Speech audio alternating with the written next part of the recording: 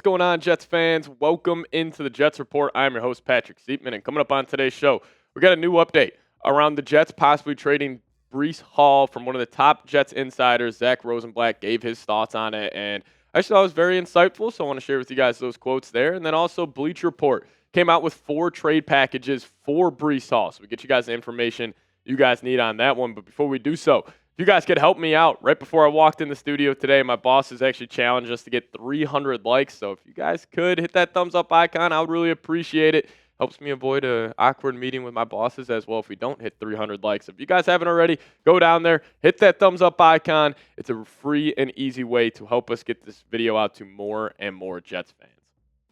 All right, let's talk about it. So we obviously heard the rumor that the Jets could be possibly moving on from Breece Hall before the 2025 NFL Draft. And then one of the top Jets insiders, Zach Rosenblatt, chimes in on the latest Breece Hall rumors. He had a lot to say, and it was all very, very interesting. So let's just dive into it. Rosenblatt saying this: there is some logic to the idea of moving Hall in a trade now, especially if the Jets don't intend to sign him to a long-term deal. He's only 23, a legitimate playmaker capable of scoring anytime he touches the ball. He'll be 3 years removed from ACL surgery in October, and he's become one of the NFL's best pass-catching backs. Hall is also 15th in rushing, though he's declined across the board in the running game. His cap hit is only $4.3 million in 2025, and if he returns to form as a runner, the Jets might be more willing to consider re-signing him, or even using the franchise tag, which is projected to cost $14.2 million for running backs in 2026 per over the cap. Now, my take on it, and I agree with a lot of Rosenblatt was saying, like on paper, it makes a whole lot of sense. Like if you don't have any intention of trading Breece Hall or extending Breece Hall, might as well try to trade him. That makes sense on paper. However, I would just take calls on Breece, but I would play hardball during these trade talks because I'm a believer in him as just a player and a person. I think his best football has yet to be played so far in the NFL. And listen, Aaron Glenn's talked about wanting to go running back by committee. I think Breece Hall and Braylon Allen are a perfect 1-2 punch.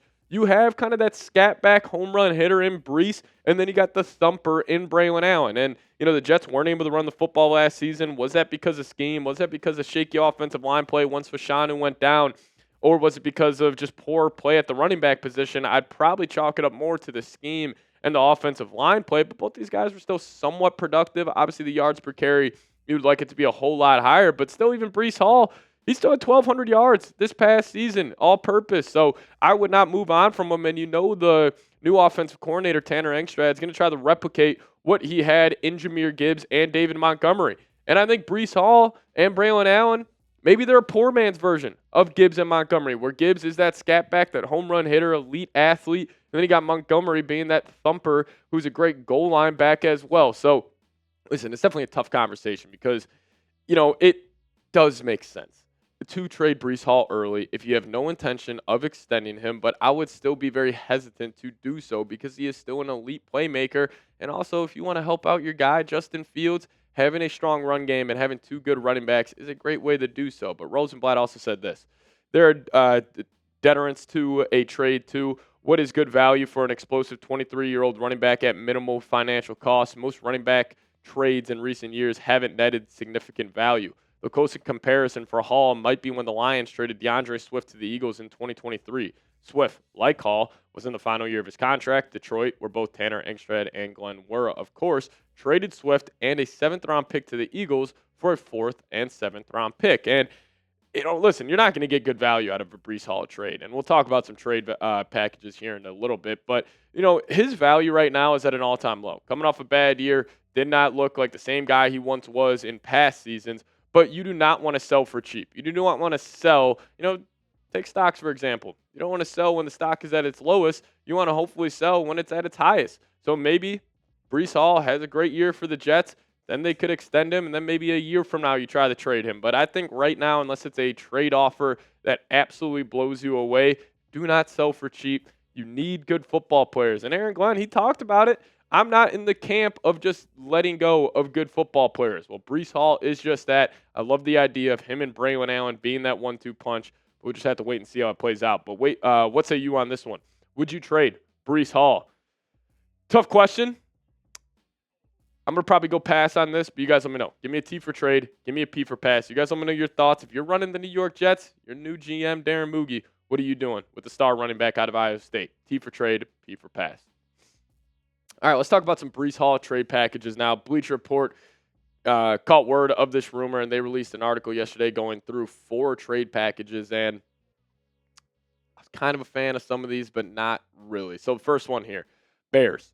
They would be sending you DeAndre Swift, a 2025 third-round pick, pick number 72. So I like the draft capital you're getting a third-round pick, especially that high up in the draft. And you're also getting another running back in DeAndre Swift to help replace Breece Hall. So in this situation, the Jets wouldn't be, they wouldn't have to draft the running back. I would still like them to. But if you're getting Swift, you would be able to, at least have 3 good running backs in that backfield. Maybe none of them are the true number ones that you would like, but you're also getting a third-round pick here. I think the Jets would consider this deal maybe, but again, I'm not blown away by this trade offer. And then we kick it to the Browns trade idea here. You just take out DeAndre Swift, and you just add a 6th-round pick. And you're also moving up in the 3rd round compared to the Bears pick, where it'd be pick number 67.